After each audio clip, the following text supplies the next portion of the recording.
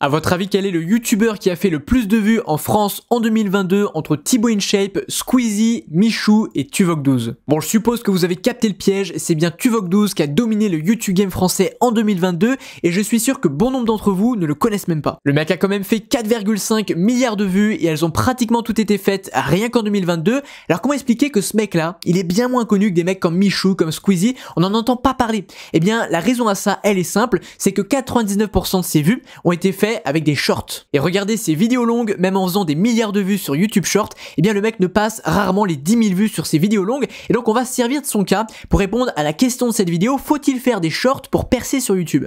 Alors pour savoir si faire des shorts va vous aider à percer sur YouTube et faire plus de vues sur vos formats longs, eh bien il faut bien comprendre le fonctionnement de l'algorithme, parce qu'il a énormément changé depuis l'arrivée des shorts. YouTube s'est pas mal exprimé à ce sujet, ils ont d'ailleurs fait pas mal d'erreurs, ce qui les ont poussés à faire évoluer le fonctionnement de l'algorithme. Et d'ailleurs je sais pas si vous vous en souvenez, mais quand les shorts sont sortis, on avait plein de chaînes comme ça, qui étaient des chaînes secondaires de youtubeurs qui avaient créé une chaîne à part pour poster des shorts. Et bien ça c'était lié à une raison simple, c'est qu'au départ YouTube n'avait pas créé de distinction entre les consommations de formats courts et les consommations de vidéos longues. Ce qui fait que les gens qui regardaient des formats courts sur votre chaîne, eh bien en allant voir vos vidéos YouTube, c'était pas forcément le type de contenu qu'ils avaient l'habitude de consommer, et du coup ils allaient les regarder moins longtemps et faire chuter les stats des formats longs. Ce qui fait que les gens qui avaient mélangé les shorts et les vidéos longues, eh bien avaient leurs vidéos longues qui avaient des stats qui chutaient, et donc en fait ça pénalisait de poster des formats courts sur sa propre chaîne. Mais YouTube s'en est vite aperçu et ils se sont dit c'est quand même pas très pratique de pousser les gens à créer deux chaînes différentes. Alors ce qu'ils les ont fait, et ça a été dit officiellement par YouTube,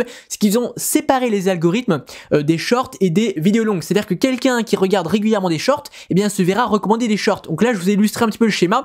Si quelqu'un regarde que des shorts sur YouTube, eh bien YouTube ne va lui montrer que des shorts. Et alors là on comprend vite que vous aurez beau poster des shorts sur votre propre chaîne YouTube, eh bien le mec ne se verra pas recommander vos vidéos longues s'il a l'habitude de regarder que des formats courts. Mais c'est une bonne nouvelle, parce que sinon il tuerait les stats de vos vidéos longues, parce que c'est pas ce qu'il aime regarder, il les cliquerait de temps en temps mais il se barrait directement.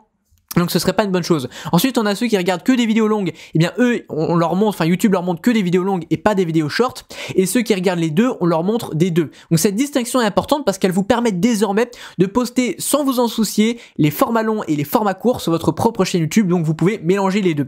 Alors est-ce que pour autant, c'est un petit peu la question qu'on va se poser, est-ce que pour autant ça veut dire que vous allez booster votre chaîne grâce au format court? Eh bien revenons-en au cas que je viens de vous montrer. Vous voyez bien que le mec a fait 4,5 milliards de vues avec son format court, mais pour autant ces vidéos YouTube ne dépassent pas les 10 000 vues. Alors du coup en se basant sur le cas de Tuvok, eh ben on a quand même bien envie de se dire que ça ne sert à rien de poster des YouTube Shorts, en tout cas pas pour booster les vidéos longues, mais il faut absolument nuancer tout ça. Il y a même plusieurs raisons qui font que dans certains cas ça peut être intéressant de poster des YouTube Shorts.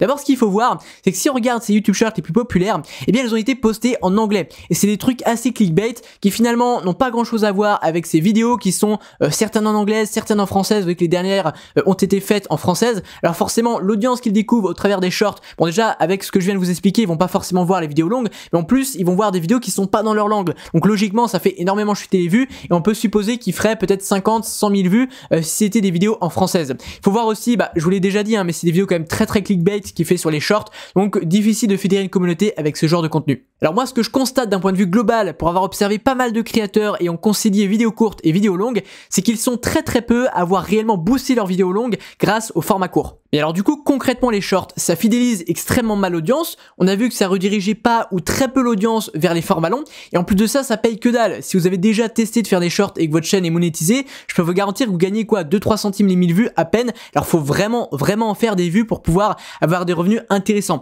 Alors on peut se demander du coup à quoi ça sert de faire des shorts. Eh bien 3 raisons. La première c'est que c'est très facile de faire des vues, c'est très facile d'être viral comparé aux vidéos longues, ce qui fait que ce trafic, peut-être qu'on peut pas le fidéliser, peut-être qu'on ne peut pas le rediriger vers des vidéos longues, ou du moins difficilement.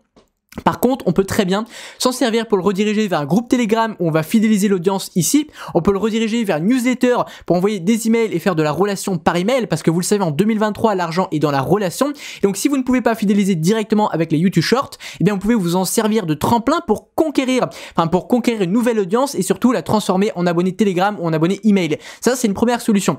La deuxième chose qui est pas mal avec les Shorts, c'est que si vous maîtrisez très bien les leviers de la viralité, Vous pouvez par exemple créer en chaîne plein de réels un par jour et faire énormément de vues, et ça vous fait de l'awareness. Et l'awareness, en gros, ça vous fait, ça fait découvrir votre marque aux yeux de pas mal de gens. Ils vont avoir un premier contact avec vous, ce qui fait que la prochaine fois qu'ils vont tomber sur l'une de vos vidéos longues ou l'un de vos autres contenus sur une autre plateforme où vous allez tomber sur vos produits, eh bien ils auront déjà eu un contact avec vous, et ça fait la différence. Mais ça marche uniquement si vous brassez vraiment beaucoup de vues, mais ce qui est tout à fait faisable si vous maîtrisez un petit peu les leviers de la viralité. Mais pour autant, il existe quand même une stratégie juste surpuissante, pourtant personne n'en parle, qui vous permet justement de rediriger le trafic de vos YouTube Shorts vers vos vidéos longues. C'est même archi poussé par YouTube, à tel point qu'ils en ont créé une fonctionnalité exprès pour ça.